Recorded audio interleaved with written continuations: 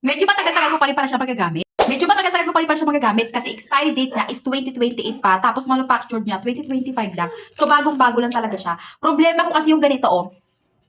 Yung nagbibitak-bitak yung bibig mo, especially pag malamig ang panahon. Ayan de, pag December talaga normally gagakaganyan siya. Nagbibitak-bitak. So wala akong choice, kaya napabili ako nito. Eto yung nagtitrending na lip tint, na talaga namang lip tint serum na siya. Tapos ang kagandahan sa kanya, tignan nyo be. Ayan siya, oh. Naka-discount sale to ngayon. Ito yung appearance ng wala pa ha. Hindi pa ako naglalagay dyan totally at all.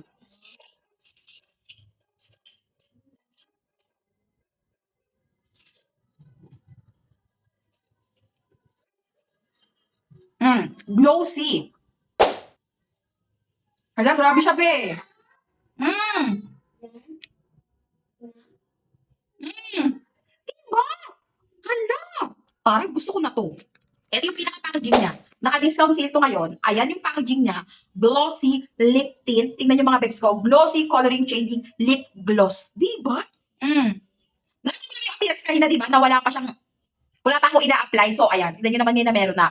Ang kagandaan sa kanya, may iwasan yung pagbibitak-bitak ng lips mo na normally, na naranasan natin ngayong taglamig. So, kaya good as good siya.